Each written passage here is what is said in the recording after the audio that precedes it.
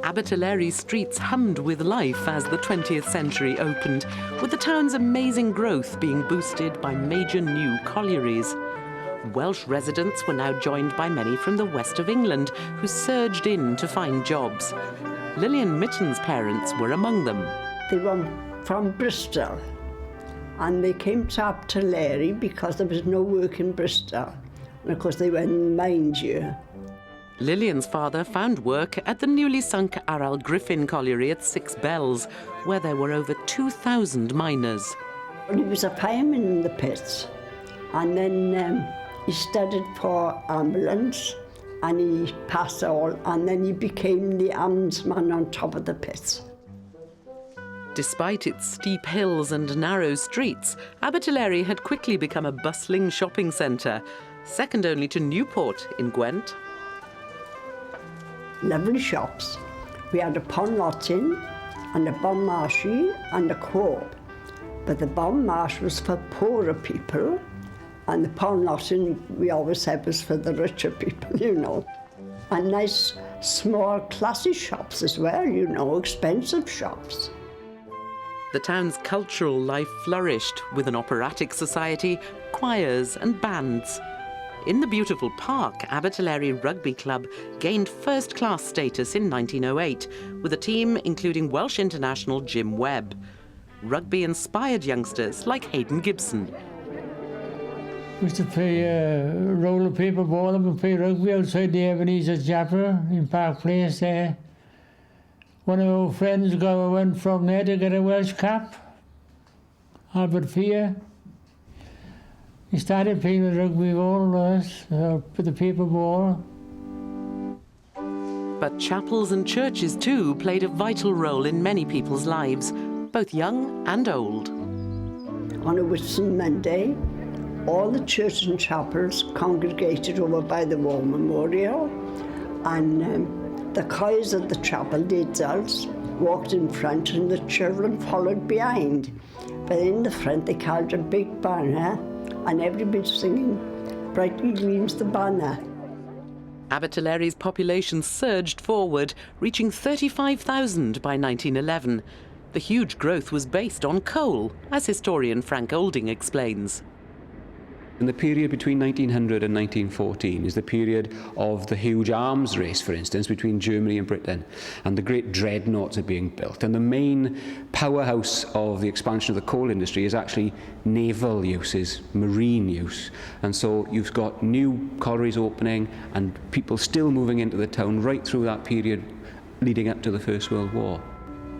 Funds were raised locally for the war effort, and hundreds of Abertillery lads joined the armed forces.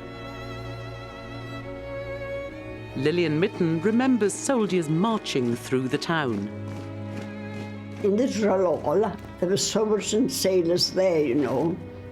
Well, all the kids were talking to them. They used to give them sweets and that, see. But my mum and dad dared us to go. We lived in that street, you know, and we had to come down to go to school opposite. And they used to watch us on the doorstep to see if we didn't go and talk to the soldiers. Over 450 Abertillery men died in the 4-year struggle, and in its aftermath, a war memorial was unveiled by Viscount Allenby. In 1918, Abertillery had become a parliamentary constituency and voted overwhelmingly Labour, becoming one of Labour's safest seats. It's monolithic, really. There's no opposition. And in fact, there is actually no opposition. Members were returned unopposed for a string of elections through the 20s and 30s.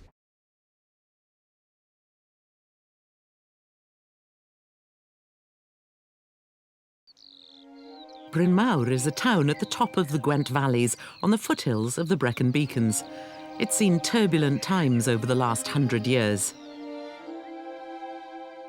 The town was founded due to the nearby ironworks of Crauchete Bailey at Nantaglaw, once one of the biggest ironworks in the world. There were many coal mines feeding the massive works. Social life in the area centred around Brynmawr's impressive market square with its many shops. But in the course of the 20th century, the town was to face many challenges. By the early years of the 20th century, the ironworks had gone and the site had changed to producing the more modern tin plate. But although greatly diminished, the works was still a large employer. I was very small, but I can remember some of it, because my grandfather was there and he worked on it. Men used to drink so bad there with the heat. There was a big public house where everybody used to go in. He used to go and carry the beer for them back into the ironworks. The coal mines were still an essential part of the industrial life of the area. Well, I remember when the train would come to Brynmawr, they'd be running, you know, and the coal dust would be flying off their shoes. They were all in their black clothes. They'd come home black in their working clothes. And you'd have to keep them like under the stairs, that they wouldn't be anywhere else, that they'd be kept because the coal dust on them. They used to bath in the homes. My father did. It was a tin bath, front of the fire. My mother would fill the bath and he'd bath there. My mother would wash his back, I remember that. And you could smell the coal, you know. But it wasn't all hard work. Brynmawr had a thriving shopping centre and the market square was a hive of activity. Brynmawr was also the base for the famous Deakin's fairground family. They set up their fair every year in the town centre, creating much excitement. Another popular pastime was a weekend walk down the nearby Clydach Gorge towards Gilwern and its canal. Lovely scenery. The trees would be meeting over your head. You'd be walking through leaves and waterfalls each side. Well, we used to walk through the valley to Gilwern, walk up and down the canal, the bank of the canal. There were boats that you rowed. Oh, it was lovely. In 1910, the tin plate works finally closed. Many people left the area in search of a better life. They were closing them up then. It went completely. It was sad. They went to America thinking they were better off out there, but no end of people went out there. My husband's family went out there, and then I had an uncle that went out there again. The outbreak of the First World War led to a revival of the coal industry and took people's minds off the difficulties of the area. Many of the unemployed tin workers were now needed for the campaign in France. Those who came back after 4 years of war found a community that was in difficulties. Demand for coal slumped after the war, and after the 1926 strike with 90% unemployment, Brynmawr was considered the most depressed town in Wales.